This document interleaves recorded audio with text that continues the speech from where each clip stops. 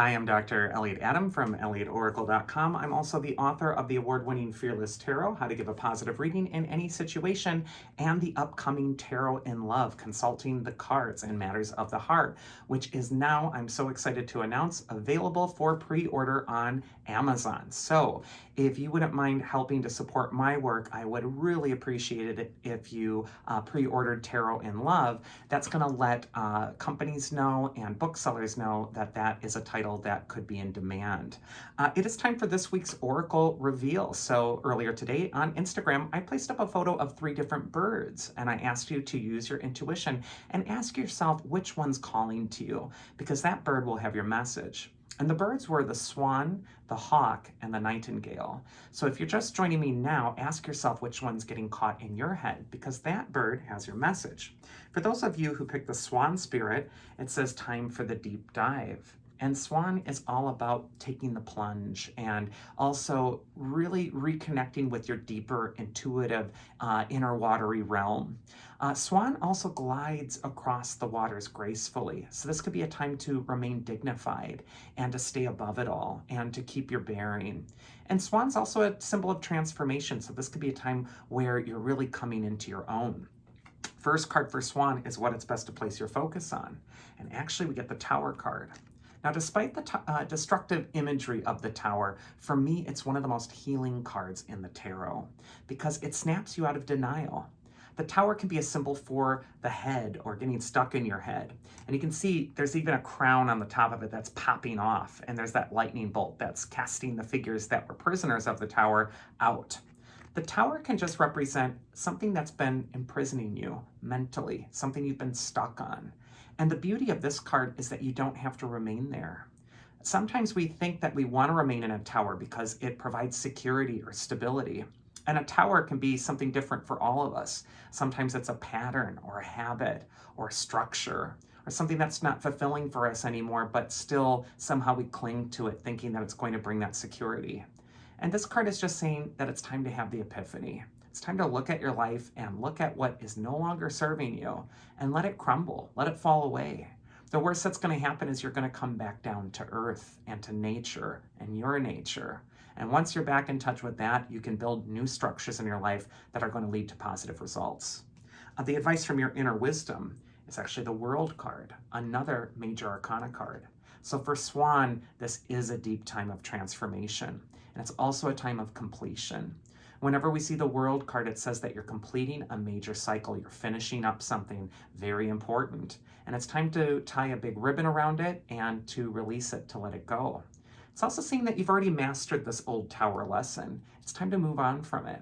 And although you might still be dealing with the reeling feeling of how traumatic or challenging or difficult it was, I do think that this is a time where things have come full circle and it's time to progress. And the mythic archetype that's going to help you is Poseidon. He's called the Earth Shaker on this card. You can see it there. And how appropriate for the Tower card. Poseidon ruled earthquakes and the sea, and he could create things that created instability in life and made everyone scramble for security again. But he serves a good purpose, and so do earthquakes. There does need to be sometimes a breakdown, a collapse of something that no longer is on a strong foundation.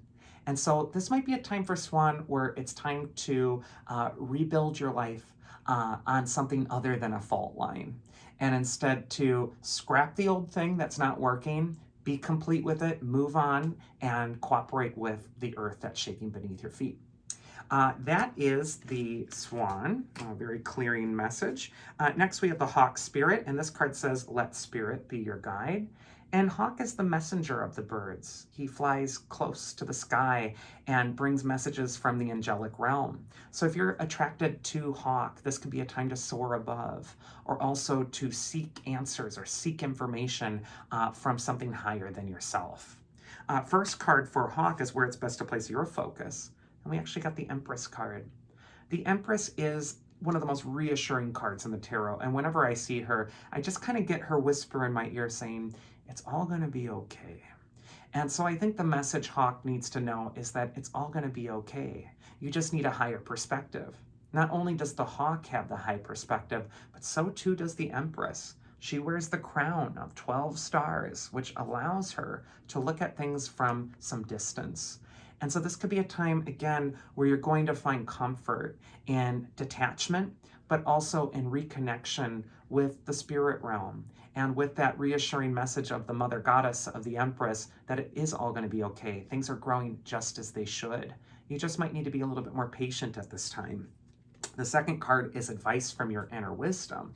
And we got the Eight of Wands, which is sometimes a call to action.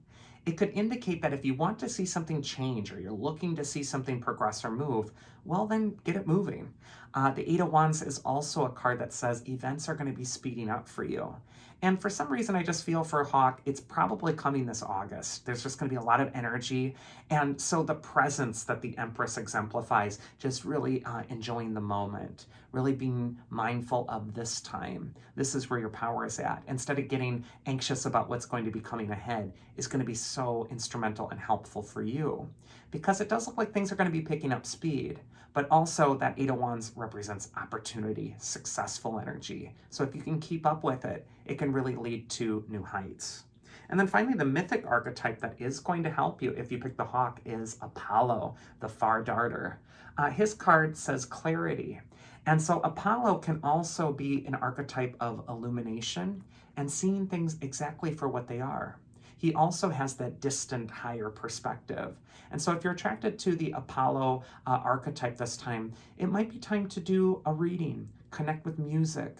Apollo's the god of light, music, divination. This could be a time to really be mindful and put your practice into realigning with that higher perspective.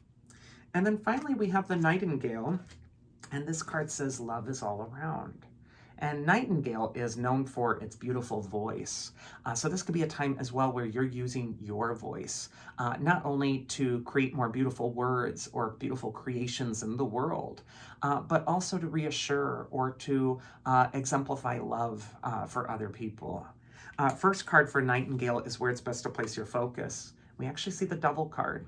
So we got some shadowy cards this week on Oracle Reveal. What the Devil card usually will show is that you're about to make a breakthrough. And everyone's got an angel on their shoulder. Everyone's also got a devil on their shoulder. You got that light and love voice, and you also got that other negative voice that says you're trapped, you're stuck, you can't have something. And when the devil shows up and where it's best to place your focus, it's time to unhook yourself from the shadow. I think that Nightingale is bravely going toward some sort of destination. There's an important threshold to cross. And then that negative voice is coming in your ear and it's telling you not to go, to remain in hell. And the figures on the devil's throne, they think that they're stuck in hell too. They're wearing chains, but the chains they wear are loose. They can slip out of them whenever they choose. So you need to know that you have agency, you have a choice. And you get to stay in hell for as long as you want to, but you also can choose to leave it. But you have to stand up to the lie of the devil. The next card is advice from your inner wisdom. And we actually get the Ten of Cups. This card shows a rainbow and a happy ending and joy. It can definitely say from your inner wisdom that there is a joyful resolution to whatever it is that you're trying to escape from or trying to transform in your life.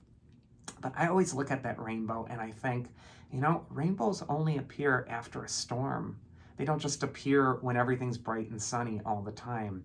And so there is this sense that you are going to be going through a storm. There is a challenge. There might be something you're needing to unhook yourself from in order to enjoy the happy ending that awaits for you. And the Ten of Cups can also just be a card of gratitude and really affirming what is working in your life, what is bringing that positive energy. That's going to really give you the fuel and motivation to break away from the chains of the devil.